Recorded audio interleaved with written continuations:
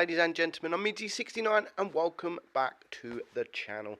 Today we're going to be looking at the FV201 A45, which is a British Tier 7 heavy tank. It's not a bad tank, actually. It's quite a nice tank. It's pretty much a baby Carnarvon in Tier 7, and it's got pretty much the same gun as the Black Prince, if not the same gun. It's a fast firing gun that's actually quite cheap. So if you look in store, you can either get it with the T23 E3 for 7,500 gold, which is that's a pretty good price if I'm honest. Or you can buy it on its own with the camouflage at 5,500 gold, which isn't so bad. It's actually quite a nice price. Or if you didn't want the camo, you can just get it on its own at 3,500 gold, which is very, very cheap indeed for a tier 7 decent tank. Other mentions that the other tanks, the British 5 is called, I think, has also just hit stores. And this is a pretty good deal as well. 5,500 gold for the Excelsior, Matilda Black Prince, and the Angry Connor. These are pretty good prices, 70% discount. Or you can just get the Excelsior Matilda for 3,000 gold, or you can just get the Excelsior for 1,500 gold. That's very cheap. That is very, very cheap if I'm honest. But this video, we are really going to be looking at the FV201. So, as I've said, it's got a quick firing gun, pretty much the same gun as the Black Prince, and it's basically a tier 7 Carnarvon. So the armor, the turret is okay. You can get bounces on the turret. It's not bad at 152. But that's pretty much the only armor you're really going to get is on that turret. So the damage per minute is very, very good for a tier 7 heavy at 2,790, and that gives it a 3.44 second reload. The penetration is on the lower side at 180 on your AP, but with 251 APCR pen, you're going to get through most things, and you don't really mind shooting the APCR because of the quick reload. You are just constantly firing, and only 22 HE pen, which is poor indeed, but it is a low caliber gun, so it's not going to be high. It does 160 damage and 135 with your APCR, and if you do manage to get the HE, there's not going to be many tanks you're going to be able to HE, but you could do 200 damage. Aim time is good at 2.8, dispersion is good at 0.308, and it has a nice 10 degrees of gun depression. The speed is a little on the low side. It is probably the worst thing about the tank at 31 kilometers an hour. I mean, it's not majorly slow, but it's slow. It's slow enough. It's slow enough. So we're going to get straight into a couple of battles just to see how this tank plays. So the first battle, we are on Canyon, and we are lower tier. That's when you're lower tier, you do really struggle against those heavies, and only really because of their armor. You haven't really got the penetration to penetrate them, and you do have to shoot the APCR, which even though you've got a 3.4 second reload, you can penetrate them dealing with APCR no problem, but obviously your DPM dramatically reduces if you do use that APCR. So you're going to out DPM most things that comes against you, as long as you can penetrate them, because they will be able to penetrate you. So as long as you penetrate every shot that you make, you will be absolutely fine, and you will out DPM most things, even most heavies in tier 8 as well. So this map, we normally go to the middle, but with the speed of the tank, by the time I get to the middle, it would be very slow indeed. So we decided to flank around, and our Panther has opened up the ELC, and unfortunately the ELC is just destroying him, and he is going to die. And because of the speed of the tank, I was trying to hopefully get that shot, but I just couldn't get there. And the ELC takes out the Panther.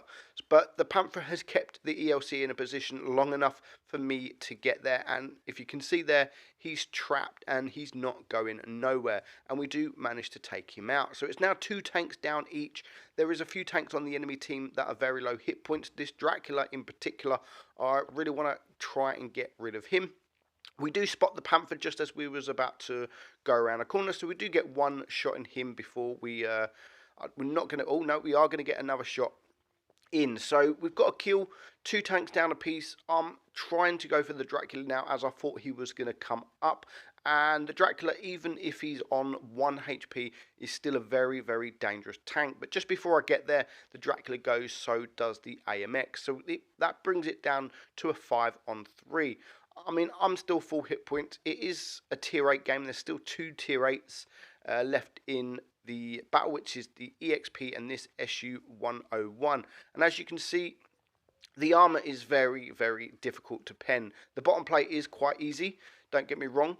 So the Panther, which I shot earlier, he decides to come behind me, and it allows me to get those few shots into him, putting him only down to 300 hit points. And now I'm just going to go and help the T49 to deal with this SU101, who luckily doesn't really want to deal with me. I mean, he's going to shoot, but he completely misses, which, because of now my DPM, I can just absolutely let rip into this guy, and we can take him out before he's reloaded. And it now just leaves this EXP, who luckily for me is in my sights, but I am shooting APCR stupidly. I forgot to change my shells, but we still managed to get a couple of shots into him before he gets killed. So that battle, I mean, 2,200 damage, which is not much, but considering we didn't really get challenged, and we went the other side of the map where there was only 1 tank, we didn't do too bad. We didn't do too bad, and the T49 actually did a good job. So next up, we are top tier, and that is when this tank really does shine against those bottom tier tanks with that DPM. Now, I would definitely run this tank with calibrated shells to give it the more pen, because the reload is so short. I mean, without calibrated shells, I think your reload is about 3.2 seconds. So it's not much in it. I mean, 0.2 seconds in it, but you get the extra pen. And I'd probably recommend that with all low firing or quick firing guns with the low reload time. Always run calibrated shells with these kind of guns, because the penetrations are not good and the reload is so small that it doesn't really affect the reload running the calibrated shells. So this battle is actually on Lost Temple, and it's probably my favourite map in the game. I absolutely adore this map. It does suck now you only can see this map in tier 7 and below, because I really do enjoy this map, sorry. So at the moment, this is probably my favourite position in this map, and probably in the entire game actually. But because the enemy team, the mediums and the light tanks are coming from the side, they're coming from behind, I'm unable to get on top. So I decided to turn around and go back into spawn to deal with these medium tanks, especially the T23E3, because that is almost the same kind of tank as this. It's got a quick firing gun, but it is much quicker. I do have to get out the way now because this Tiger P is shooting me. We do manage to get a shot before we go back up, and we do manage to get a couple of bounces there. Lucky troll bounces, but we do get some bounces. You can get bounces in this. You can definitely get bounces in this tank, especially against those mediums with low penetration. Even frontally, you can get bounces, and it's only really your bottom plate that is just really weak.